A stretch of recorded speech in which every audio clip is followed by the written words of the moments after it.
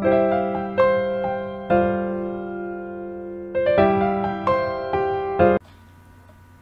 tout le monde, j'espère que vous allez bien et bienvenue dans cette nouvelle vidéo. Aujourd'hui, on va traiter une activité nerveuse qui joue un rôle très important dans le fonctionnement du système nerveux, c'est la sensibilité consciente.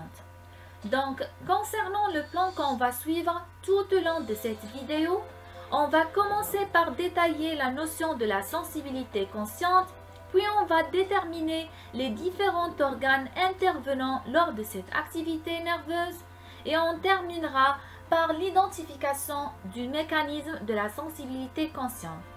Alors, le système nerveux, c'est le système qui permet la coordination des actions avec l'environnement extérieur et la communication rapide entre les différentes parties du corps. Donc, pour bien suivre les chapitres de ce cours, il faut tout d'abord connaître les composantes principales du système nerveux.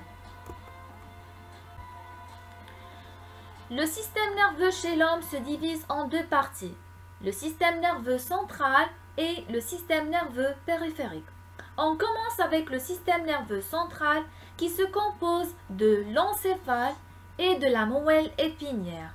Et l'encéphale à son tour est constitué de trois composantes, cerveau, cervelet et bulbe rachidien.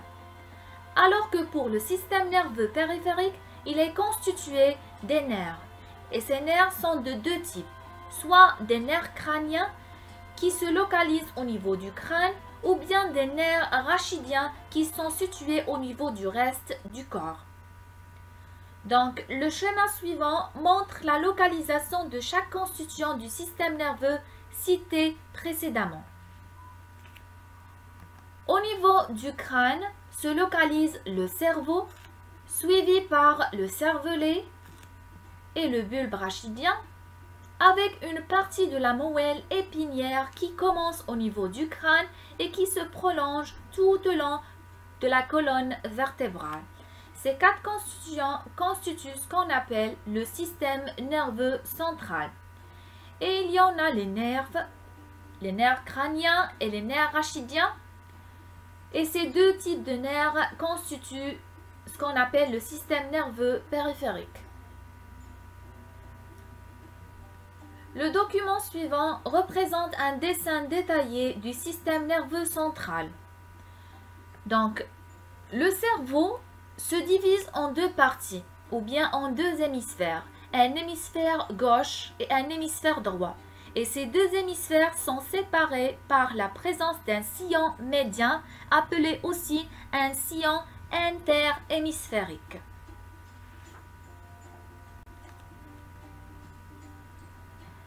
Cette coupe longitudinale de l'encéphale montre que le cerveau est caractérisé par la présence des circonvolutions cérébrales qui sont sous forme de plis, ainsi que la présence d'une matière blanche centrale et d'une matière grise périphérique. Maintenant, on passe vers la notion de la sensibilité consciente. La sensibilité consciente est une activité nerveuse qui permet à l'homme de percevoir son environnement. Donc, la lumière, les sons, les odeurs constituent pour notre organisme des stimulations sensorielles que nous détectons grâce aux organes de sens comme les yeux, les oreilles, la peau et ainsi de suite. Donc, la sensibilité consciente, c'est une activité nerveuse reliée aux 5 sens chez l'homme. Et le tableau suivant montre les différents organes intervenant dans la sensibilité consciente. On sait bien que l'homme possède 5 sens, la vision, le toucher, l'odorat, l'ouïe et le goût. Et on commence avec la vision. Lorsqu'on observe quelque chose, on reçoit de la lumière. Lors de la vision, donc l'œil, c'est un organe sensoriel qui reçoit de la lumière comme stimulus. Le stimulus, c'est la lumière, l'organe sensoriel est l'œil ou bien les yeux, et le nom du sens, c'est la vision. On passe vers le deuxième sens appelé le toucher. L'organe sensoriel, c'est la peau, c'est-à-dire qu'on touche avec la peau, et le stimulus reçu par la peau peut être un stimulus mécanique, chimique ou bien électrique. Pour le troisième sens, l'odorat. Le nez est l'organe sensoriel qui reçoit les odeurs comme stimulus.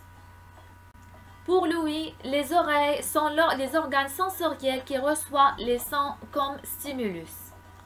Alors que pour le cinquième sens, le goût, c'est la langue, l'organe sensoriel qui reçoit les goûts comme stimulus.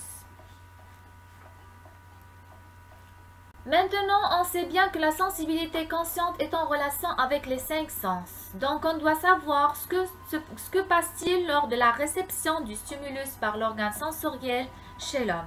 Et on va adapter l'exemple de la vision pour comprendre les détails. Donc, lors de la vision, les yeux jouent un rôle très important. C'est l'organe sensoriel qui reçoit la lumière comme stimulus. Alors, quelles sont les composantes de l'œil? Et que se passe-t-il après réception de la lumière? L'œil est constitué d'un sclérotique, choroïde, la rétine avec présence d'un nerf optique, iris et humeur aqueuse, la cornée et pupille, ça c'est le cristallin, et derrière le cristallin il y a l'humeur vitrée. Alors, pour les composantes les plus importantes pour nous sont la cornée, qui reçoit la lumière. Cette lumière va traverser l'humeur aqueuse, le cristallin et l'humeur vitrée pour former une image sur la rétine. Donc, sans oublier l'importance du nerf optique car il joue un rôle très important lors de la sensibilité consciente. Donc, comment se forme l'image ou bien les images sur la rétine? Avant d'atteindre la rétine, les rayons lumineux traversent les milieux transparents, la cornée, l'humeur aqueuse, cristallin et l'humeur vitrée.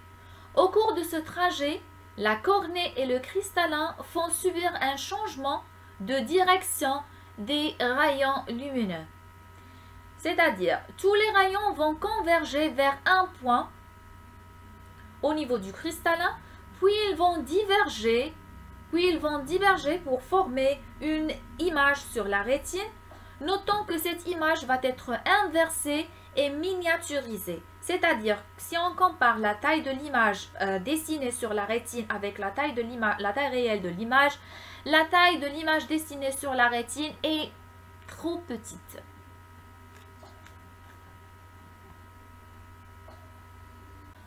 Comme déjà mentionné, le nerf optique joue un rôle très important lors de la sensibilité consciente liée à la fonction de la vision.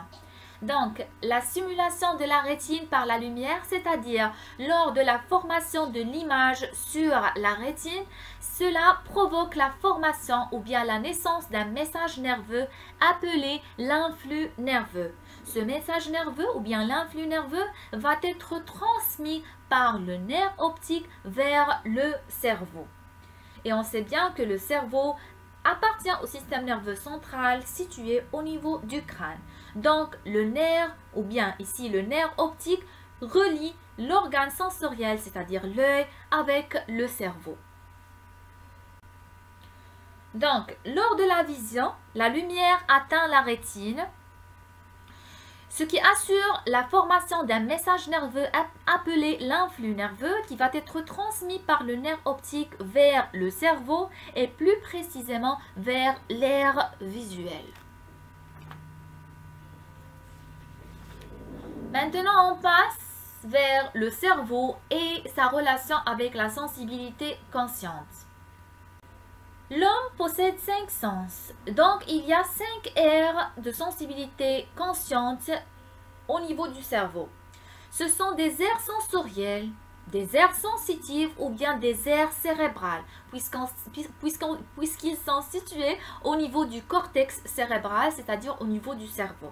Et chaque aire sensorielle est reliée à une fonction de sensation précise.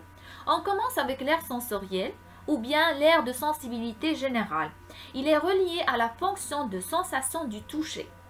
Alors, pour l'aire visuelle, c'est en relation avec la vision. L'aire auditive est en relation avec l'ouïe. L'aire gustative est reliée avec le goût. Et l'aire olfactive reliée avec l'odorat. Donc, lors de la vision, un message nerveux qui va être transmis par le nerf optique vers l'air visuel. On prend un autre exemple. Lorsqu'on touche quelque chose, par exemple, lorsqu'on touche quelque chose, un message nerveux va être formé et va être transmis vers le cerveau et plus précisément vers l'aire sensorielle. Et ainsi de suite pour toutes les sensibilités conscientes restantes.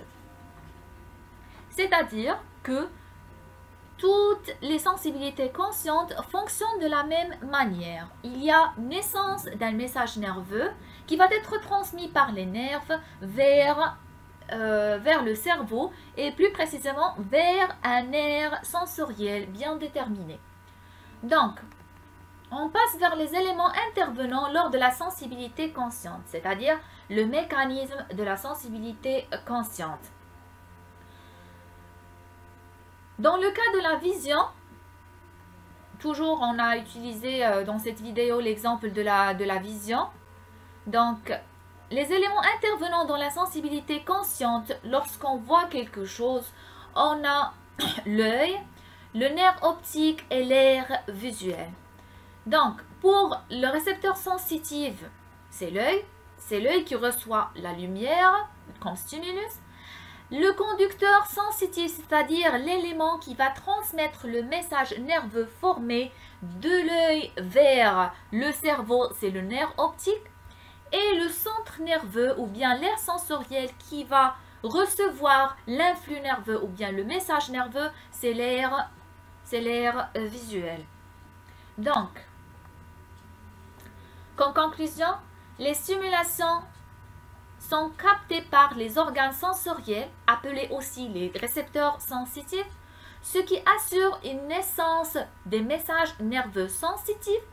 Ces messages nerveux sensitifs sont appelés aussi influx nerveux sensitif ou bien influx nerveux qui se propage le long des nerfs sensitifs, c'est-à-dire les conducteurs sensitifs, pour atteindre les aires sensorielles, c'est-à-dire le centre nerveux situé au niveau du cortex cérébral, c'est-à-dire au niveau du cerveau, et qui traite le message nerveux sensitif et permet une sensibilité consciente. Nous permettent, par exemple, l'œil reçoit la lumière va former une image sur la rétine.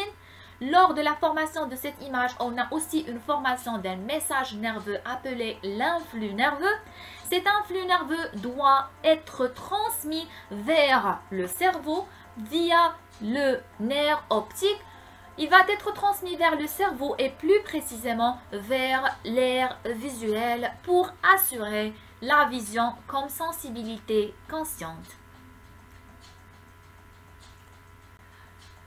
Et comme récapitulation, les 5 sens reliés à la sensibilité consciente chez l'homme, vision, l'odorat, l'ouïe, le toucher et le goût.